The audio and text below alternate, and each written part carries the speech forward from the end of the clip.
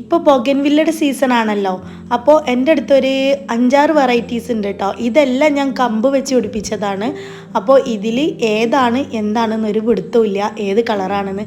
ഏതായാലും first purple വിരിഞ്ഞിട്ടുണ്ട്. ആദ്യം കാണിച്ച ആ ഒരു എല്ലാത്തിനും ഓരോരോ പേരുണ്ട് കേട്ടോ. ഈ പേരൊന്നും എനിക്കറിയില്ല.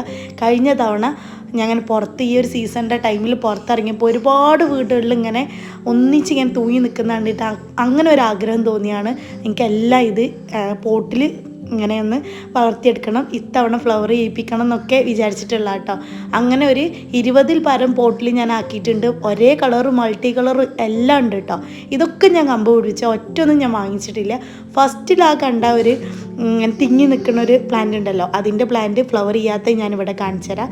അത് ഒന്നും കൂടെ നിങ്ങൾക്ക് ഞാനൊന്ന് പറഞ്ഞ് മനസ്സിലാക്കിയവർ കാണിച്ചു തരാം കേട്ടോ. ഈ ഒരു പ്ലാന്റ് ഇത് എൻ്റെ വീട്ടിലുള്ളതാണ്. ഇതും കമ്പ് തന്നെ, കമ്പിലുണ്ടായ ഫ്ലവറാണ് കേട്ടോ. അല്ലാതെ ഗ്രാഫ്റ്റ് ചെയ്തതോ അല്ലാതെ ഇങ്ങനെ ബഡ് ചെയ്ത് അങ്ങനെ പിടിപ്പിച്ച കാര്യമൊന്നുമല്ല. കമ്പിൽ ഫ്ലവർ ചെയ്താണ്. ഇങ്ങനെ മൊട്ട് വരുന്നുണ്ട്, ഫ്ലവർ ചെയ്യാൻ നിൽക്കുന്നുണ്ട്. ഇതും ഞാൻ ചെറിയൊരു കമ്പ് പിടിപ്പിച്ചതാണ് കേട്ടോ. അപ്പോൾ ഇത് പിടിപ്പിക്കുന്ന വീഡിയോസും കമ്പ് കട്ട് ചെയ്തിട്ട് പ്രൊപ്പഗേറ്റ് ചെയ്യുന്നതും അതുപോലെ ഇതിൻ്റെ കെയറിങ്ങും ആയിട്ടുള്ള പല വീഡിയോസും ഞാൻ അപ്പപ്പായിട്ട് ഇട്ട് തന്നിട്ടുണ്ട്. പിന്നെ ഈ ഫ്ലവർ ചെയ്യുന്നതിൻ്റെ മുമ്പേ ഉള്ളൊരു പ്രശ്നമാണ് ഇത് കേട്ടോ. നോർമൽ നമ്മൾ ഇതിൻ്റെ തലപ്പൊക്കെ ഇങ്ങനെ നുള്ളിക്കളയാറുണ്ട്, പുതിയ ബ്രാഞ്ചസ് ഒക്കെ വരാൻ വേണ്ടിയിട്ട്. ഇപ്പോൾ ഇതിൽ അത്യാവശ്യം ബ്രാഞ്ചസ് ഒക്കെ വന്നിട്ടുണ്ട്, ഫ്ലവർ ചെയ്യാറായിട്ടുണ്ട്.